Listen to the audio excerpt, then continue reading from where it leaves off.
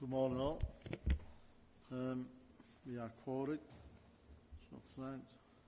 Right. To start with then, today's meeting is being filmed for live and subsequent broadcast by the way of Council's internet site. The images and sound recording may also be used for training purposes within the Council.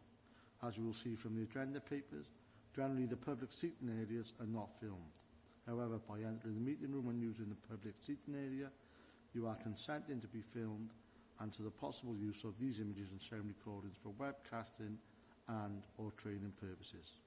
Proposed public speakers have been made aware of the broadcasting arrangements prior to this meeting.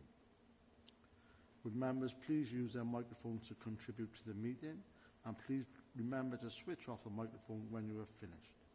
Members dial in remotely, please only turn on your camera when you wish to speak, and please remember to switch it off when you have finished. Also, could you ensure that you refrain from using any mobile devices during the committee and that any devices are on silent? Okay, thank you. Do we have any declarations of interest? Yes, please, Chair. Councillor Ewells. So I have been contacted by constituents in relation to the matter on Cromwell Road, but I remain open-minded. Okay, thank you very much. Sorry, I missed out. Apologies.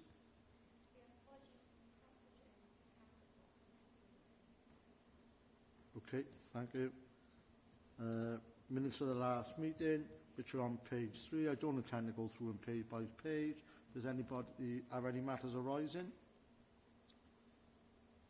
No? Okay, thank you. So we should go straight to the planning application. And there's only the one today, which is on pages 9 to 13 on the agenda.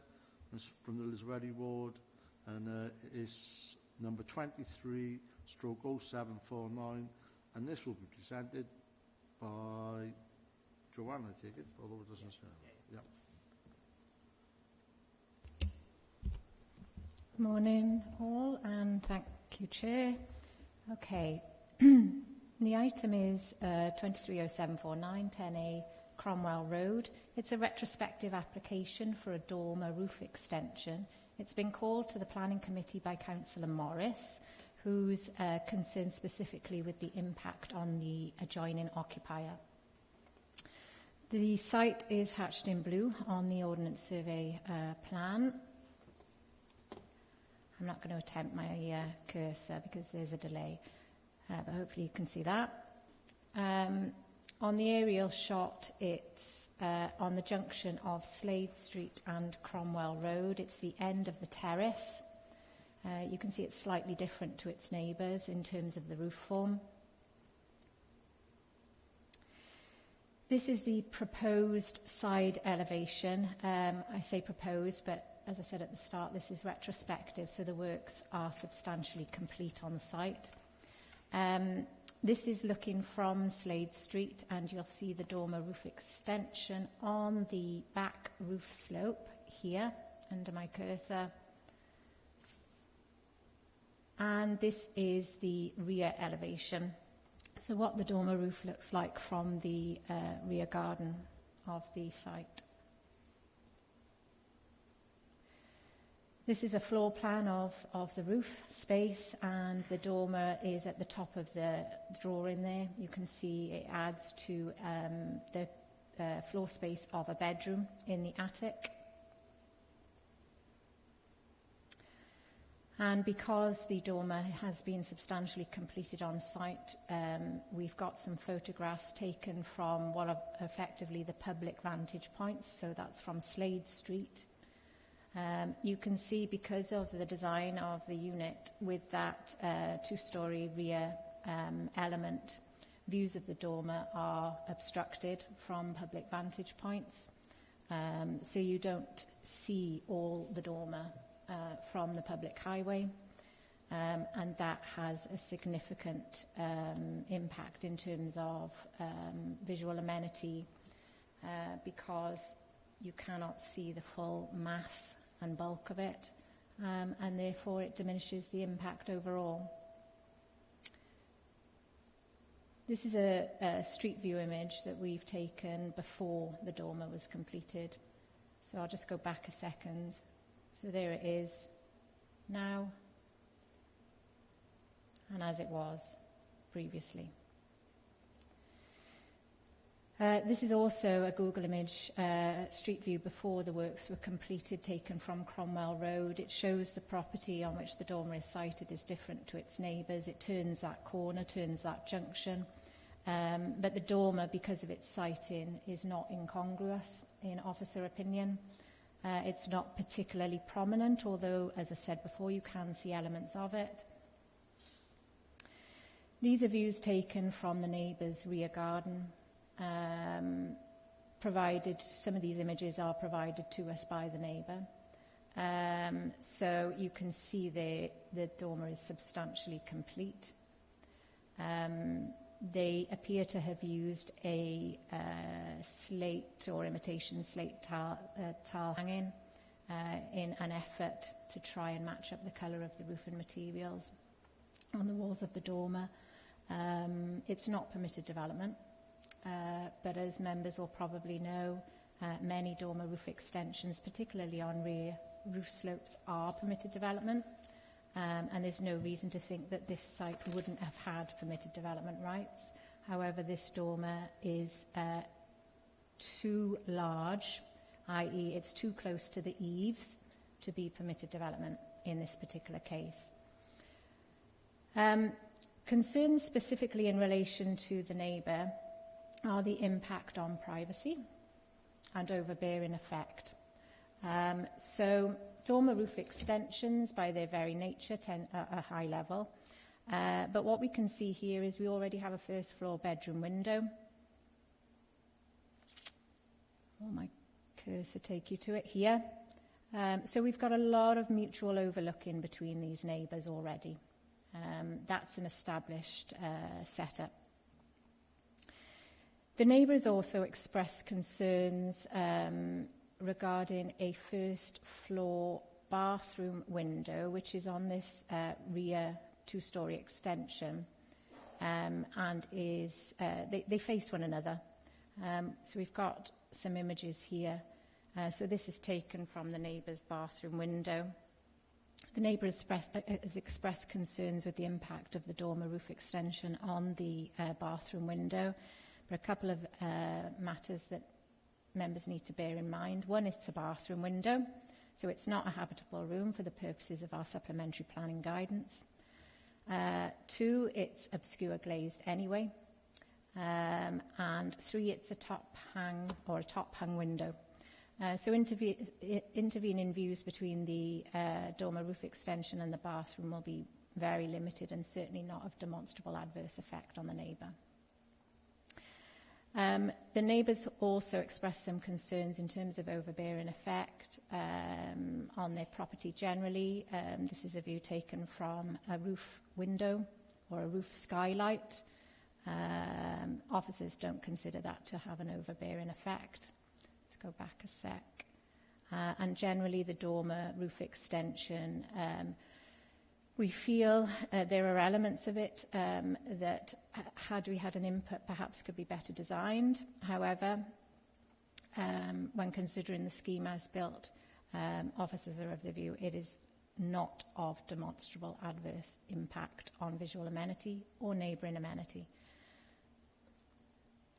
Okay, so officers are recommending this be granted with conditions, that the dormer be allowed to remain as is built. I should make clear that if members were to disagree, obviously there would be an enforcement issue arising. But the recommendation from officers is to grant subject to conditions, Chair. Okay, thank you. We do have a public speaker supporting this. Mrs. Casmi, would you like to speak? Good morning. My name is Liz Casmi, so I'm the owner of the property next door at 8 Cromwell Road. About that application, the proposed rear dormer retrospective 23/0749. Just to mention, the lady was talking about the bathroom window, which is existing on number 10. but we're concerned with the rear dormer window that overlooks into my bathroom, as is the photo here. This is the dormer, and that is the window, and this is my bathroom, literally, and that window overlooks directly into my bathroom. Although my window opens like this, there is a gap, so that can see directly into my bathroom. So basically what I've written here explains about this. So we would like to raise an objection regarding the above application and points raised in the office report. That's following the visit by Lydia Burrows to my house on the 18th of October. In point 10 of the report that she's uploaded, it's under the heading granted with conditions recommendations. It mentions, in quotes, the development shall be implemented in accordance with the following plans and documents. However, if you refer to the plans submitted, the rear dormer development extension has not been completed in accordance with those plans. The actual development is constructed outside the perimeters shown on the plans. And a part of that development overlaps my roof and also onto my side of the party wall and is therefore overbearing. So it's not kept within the plan that has been submitted. It's been built exceeding that plan. On the plan you can see, where's that double line? I've got it here, sorry. Okay, we can't see the photos. Yes, with the proposed dormer here, she showed you on the wiggly line that's here. That's how it's meant to end. It doesn't end there. It ends on this line here, which is on my party wall, so it's succeeded. Okay, we're not party to these photos that you have. We would just like to carry on speaking, and then the committee can hear what you say, and they will bring up questions on what you're saying. Okay. Shall I complete? Sorry. Okay, so please... so if you could please ensure the development is corrected in accordance with the plans submitted prior to the approval of the application.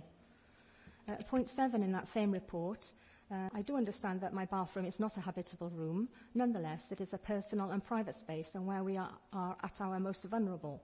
However, when Lydia Burrows visited my property to take the photos, I demonstrated to her that there is a clear view through my open bathroom window towards the rear dormer loft window, and that's what has just been constructed. My bathroom toilet faces my bathroom window, and when you're on the toilet and you have the window open, which is necessary a common thing when you open the window for ventilation, even a quarter of the way open, you can clearly see their loft window. So anyone standing there, whether, directly as a person or whether they've got any sort of footage to film any, anything with a phone or anything like that, can clearly see into my bathroom. So we've demonstrated that, emphasised that to Lydia Burrows when sitting on the toilet in the bathroom with the open window. So we've said that. So when using, for example, if we're in the bathroom when the window's open and the lights are on, clearly anyone, again, from that window can peer over into and very clearly see us in our bathroom. So we feel that this overlooking seriously impacts our privacy in our personal space. The only way to prevent onlookers from the rear dormer window through my bathroom window is by forcing us to completely shut my bathroom window at all times. That's how we feel. The whole loft conversion development, as per the plan, is now a bedroom.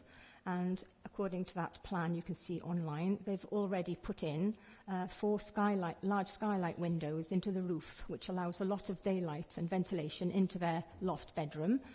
And the rear dormer window, which I'm questioning in their loft conversion, is actually the 5th window in their loft. So that if that rear dormer window were to be removed and not allowed to be there at all, it will not really impact their light and ventilation. I'm considering them. Excuse me. Sorry. Your allotted time is coming to an end, so could you sum up, please? Okay. If that loft window were to be removed, it wouldn't impact us. However, the removal of that window would substantially restore our bathroom privacy. So we humbly request the Planning Committee ensure the rear dormer development is constructed in accordance with the plans submitted, and the rear dormer window is removed completely, as it impacts our privacy and affects our daily life. Thank you. Okay, thank you very much. Okay, we have no other public speakers, so I'll open the floor up to the committee. Councillor Jordan. Yeah, thanks, Chair. It just seems that for recently, some of these builders are actually building stuff on these properties without getting proper planning permission. First of all, I've gone back to the last application from this where the drawings, and it hasn't even got the dormer bungalow on it. Do you know, I think some of these builders now are taking upon themselves to rebuild extra without putting the planning permission on, which then causes problems and for residents next door or even as officers as well, and for committee as well to do it. But I think really they should have really put a proper application in first of all for this dormer bungalow. With this, I would like to oppose the application as well and refuse and to put enforcement in. Councillor Mogford.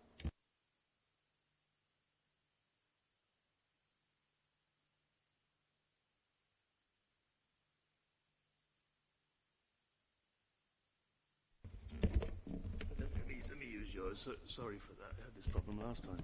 Must be me.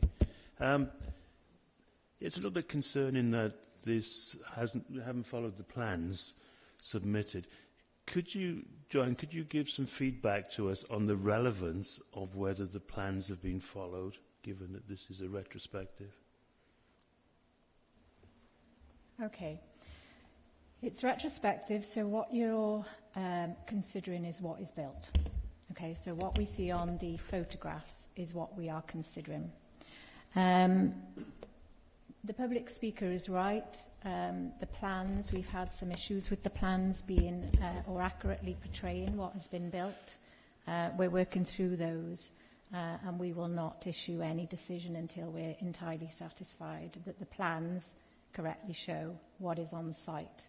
But one of the benefits, dare I say, of a retrospective application is that you are seeing it in its as-built state. You are seeing it in terms of the impact it will have. But the plans must match what has been built, absolutely. And we have recognised that the plans that we had on file did not entirely and accurately show the dormer that we saw on site. And that is an issue for the agent to correct, and they are correcting. And we will not issue a decision until we are satisfied that they are correct and show what is built. But coming back to that, the photographs of what is built is what is being considered today. Does that clarify it? I think it does. The speaker mentioned about being overbearing. Am I to understand that it actually overreaches into their property? Did I hear that? So they're intruding, if you like, in their airspace? We've got no evidence of that. The applicant is telling us they own it. I can't go into Party Wall Act issues because obviously that's a civil matter, not a planning matter. But certainly based on what we can see on site and what the applicant is telling us, it's all their land. It's on their property. Okay, thank you. Councillor Howell.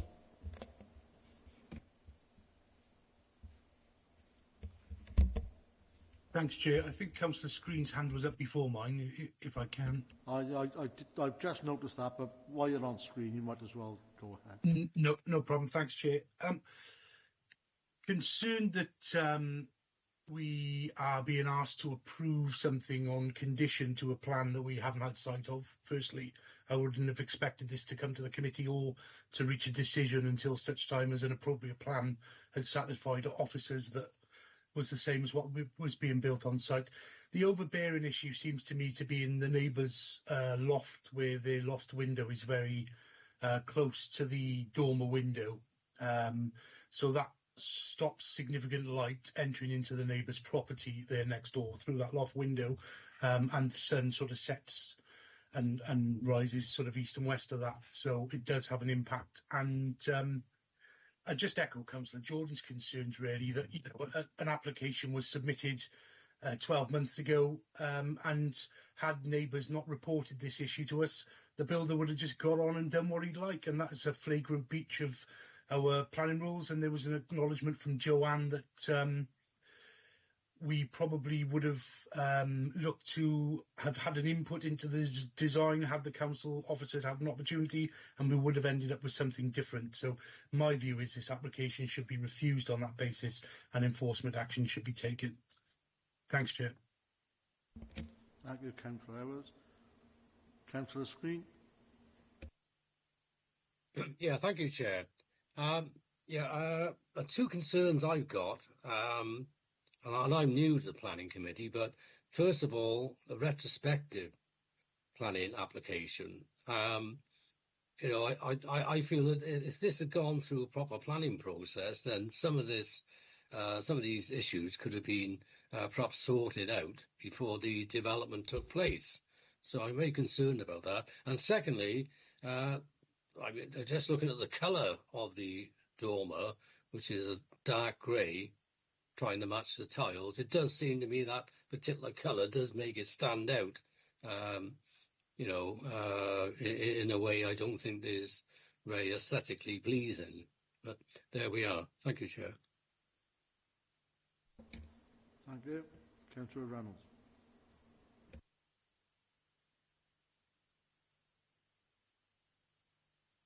I had this all set up before I gave it to Councillor Mogford. I've got to be honest. When I first went through the notes for this, my first reaction was, why is this even come into planning? Because I agreed with everything that I read in the notes, in the report.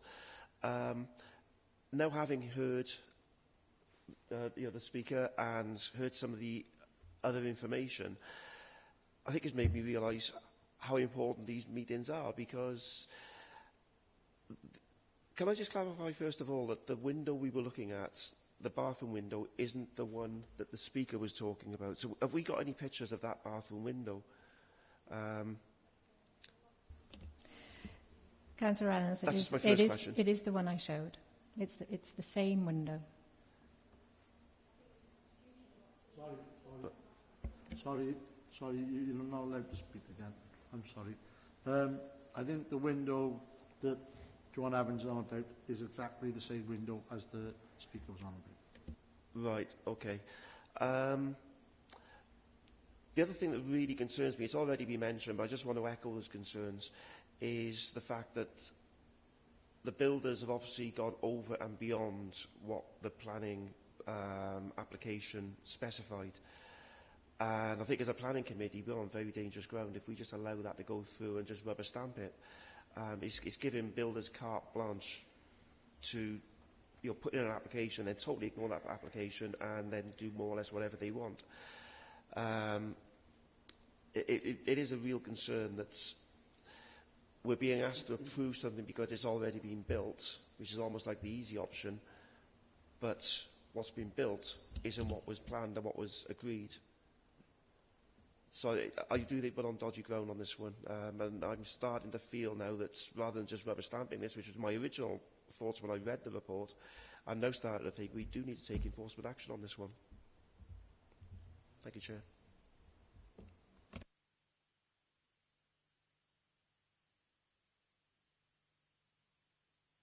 Okay, thanks, Chair.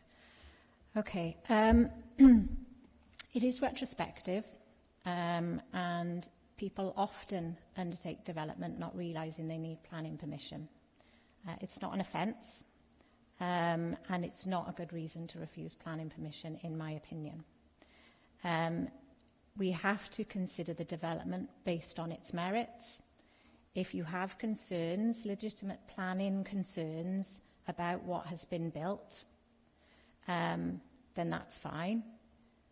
But to refuse it because, or even in part because it's retrospective, is not sound, in my view. I was just going to share with you that photograph again of the bathroom window that we had in our presentation, because obviously the public speaker has mentioned it as well, and you wanted some clarification on that. So just going to try and do that now.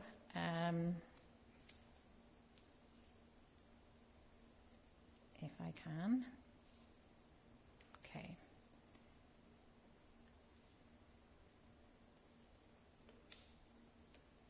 Okay, so the image on the left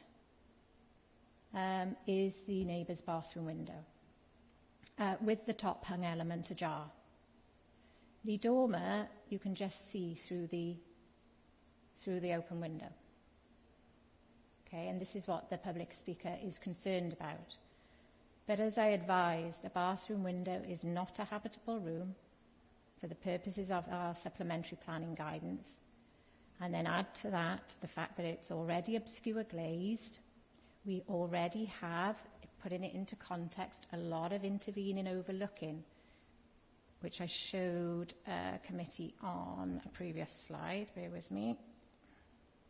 So this is the current arrangement. Ignore the dormer for a second. These neighbours mutually overlook one another. They both have windows that face one another in those rear two-storey extensions, and the first floor windows mutually overlook each other's gardens. The dormer roof extension, something I touched on in the presentation, dormer roof extensions on rear roof slopes are often permitted development, so we never see them as officers, and neither do you as members. They're constructed with the benefit of planning permission through the development order. This one is not permitted development, which is why it's come before us. I have no idea whether it can be adapted to become permitted development, but notwithstanding that, we've considered it on the basis of what we can see on site. And we are of the view that it is neither overbearing nor will result in additional loss of privacy. One of the main concerns, obviously, of the public speaker is that bathroom window, or certainly that's the impression I got. And I've already said about the bathroom window not being habitable, obscure glazed, top hung, but the other element to bear in mind is if you were in that attic room, in that dormer element, views from that window will be very oblique to the bathroom. You would have to be stood at the window, peering down, potentially, and the likelihood of that is negligible. Okay, so all of those factors combine in our consideration of whether that dormer is acceptable. So we consider the design. Yes, perhaps we would have negotiated some slight changes to the design had we seen it before it was built. But notwithstanding that, as built, we consider it acceptable in visual amenity terms, and it does not have a demonstrable impact on residential amenity in officer view. So hopefully that's further clarified some element. Chair, can I just quickly respond? Yeah, I understand everything you just said, and to be honest, when I read the reports, that was pretty well what was in the report, and that was everything that I agreed with. You know, I actually made notes to say that you know, the drainage issue that's been mentioned in the reports is, and the party wall, they're not planning considerations. There's very little difference in terms of privacy from what's already there. The light being blocked, or the claim of light being blocked, isn't a legal consideration. I couldn't see why it was coming to planning in the first place. I just want to clarify that my worries now are not the fact that it's retrospective planning. I've got no objection to that at all in principle. My concern is the fact that the retrospective planning goes beyond. This is very strange, because if we seem to have plans put in place, even though it's retrospective, but what's been built doesn't conform with the plans. So I'm a bit confused about when the plans were submitted, and then why has the thing that's been built not conformed to those plans? That's where I'm really sort of struggling. Okay, on retrospective applications, we'll get a set of plans before us, and when the application comes to us for validation, we take the plans at face value. When we go on site and interrogate the plans through the course of processing the planning application, it is unfortunately not uncommon for us to realise that there are some discrepancies between the plans and what has been built on site. They may be very, very minor discrepancies, but they're discrepancies nonetheless.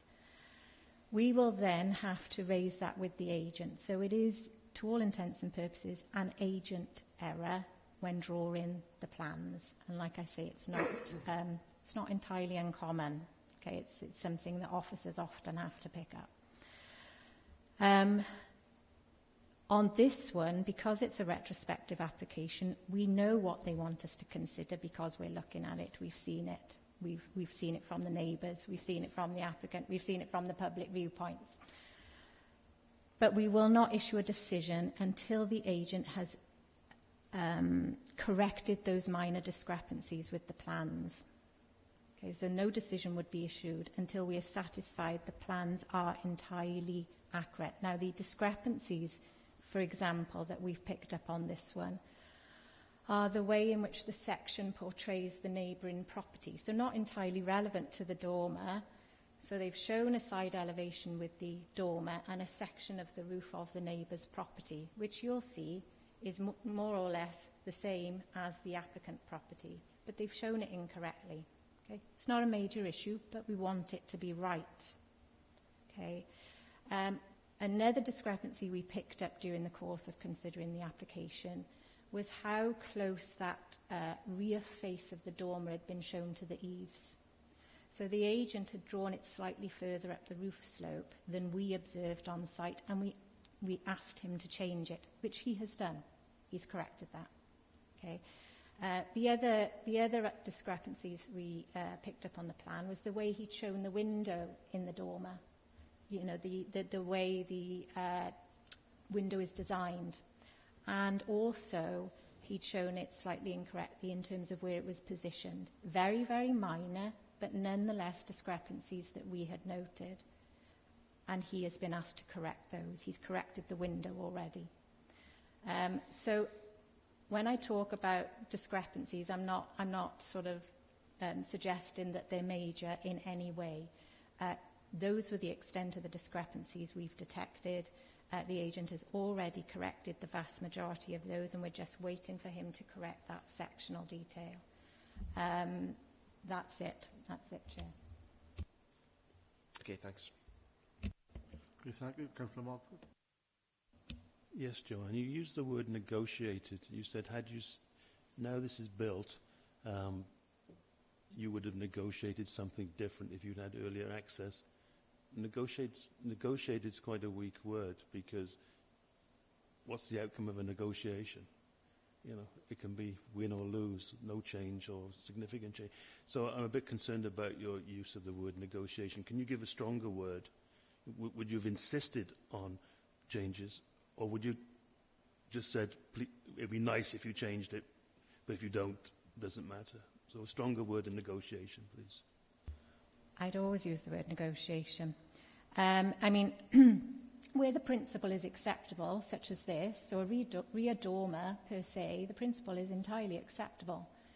But often as planners, we'll want to add value. We sometimes talk about it when we bring items to the planning committee, where we've negotiated added value. They're not necessarily changes that, had they said no, we would have refused it on. But in our opinion, they have had added further merit to the proposal. And that often happens when it comes to design discussions. Okay, so on this one, for example, had it come in earlier, had a planning application been submitted to us before they built it, we potentially would have asked the agent to set it down from the ridge. So at the moment, it's sort of coming off the ridge. We may have asked them to set it down. That would be in line with our supplementary planning guidance. But if he said no, we would have then discussed it in exactly the same way we're discussing it now. By him saying no, is the scheme harmful? If it's not harmful, but we haven't managed to add that value, we're still likely to grant it. Because the consideration for us is, will there be demonstrable harm arising from the proposal? In this case, whilst I acknowledge we may have sought to add value or to make design changes through negotiation, had they said no, would we have refused it? No. Because it's not of demonstrable harm as built. Can you just help me understand as well what triggers a retrospective application? I mean, it sounds like you needn't put in a retrospective application. You just carry on ignoring the preferred process until such time as you're challenged. I anticipate this came to enforcement via a complaint, and most of our enforcement cases come via complaints. And then as part of the enforcement process, if we consider it's worthwhile, we'll ask the developer to submit a planning application. If we think there is a chance a planning application will be successful, we'll advise them down that route. If we observe the development and can clearly see they've got no chance of obtaining planning permission, we'll generally progress straight to action or give them an opportunity to remove it, demolish it, whatever it is. Okay. So in this case, they were advised that they needed planning permission, they were advised to apply for planning permission, and they have done it. So they have done what we suggested that they do. Obviously, when they submit a planning application, there's no guarantee what the outcome will be, but nonetheless, they've done what they were advised to do, and that is apply for planning permission. And that is what, obviously, we're discussing today.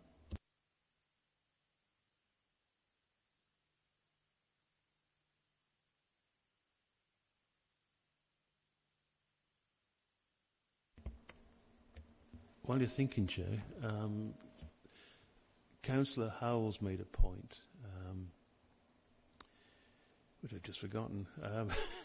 Councillor Howells, could you repeat your point, please, that you made earlier?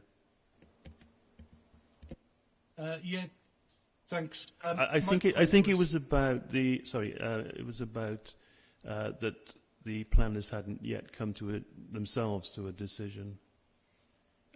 Yeah, my point was that we still haven't had the plans, so the decision we're being asked to ratify is to approve the application retrospectively and on condition that it accords with the plans, but we don't have a copy of those plans. So I still don't think that we can make a decision until such time as we've got the plans. If the decision said giving delegated authority to officers to agree new plans, then that might be a different kettle of fish, but that's not currently what we're being asked to do. Okay, thanks. Do you want to come back on that? Noted on the recommendation, Chair. I think I've probably said all I can say about the discrepancies on the plans. Like I say, some of them have already been dealt with. The one we're waiting on is the section and how it actually shows the neighbour's roof section, not the applicant's. So I consider the differences in the plans are negligible. But accept Councillor Howell's point that the recommendation is in effect deferral to enable us to accept those additional plans, those corrected plans, and they will be the plans that appear on the plans condition. Okay, thank you. Andrew, do you want to come in with anything?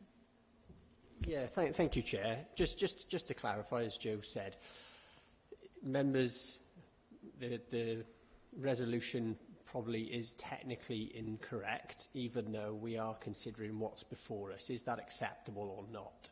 Members could seek to amend the recommendation to give the Head of Regeneration and Economic Development delegated powers to issue the decision, subject to the plans being corrected to accurately show what is there currently on site we're looking at now before us. Thank you, Chair. Thank you, Andrew. Any other committee person like to speak? No? Okay. Okay then. So the recommendation is that we grant with conditions. Do I have somebody to propose this? Second? Okay. Sorry, Councillor Screen, Howells, do either of you second this? No hands up? Yeah, second it, Chair. Second? Okay. We go to the vote for those in favour of the recommendation. Please raise hands.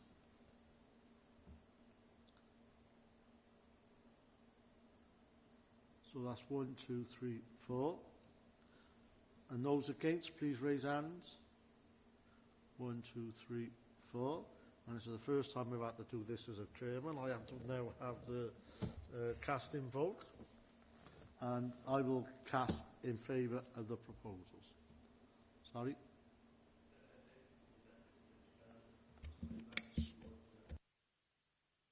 We've made the votes now. And it has been passed that we recommend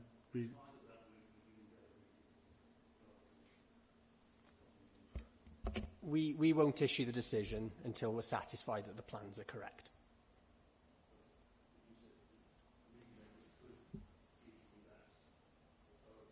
Yeah, members could have. They've just voted on the officer recommendation as was included in the report. But I can guarantee we will not issue that decision until the plans are correct and we're satisfied that they are. Okay, thank you. The next item on the agenda, page 55, is for information only, and that is the end of the meeting. Thank you very much.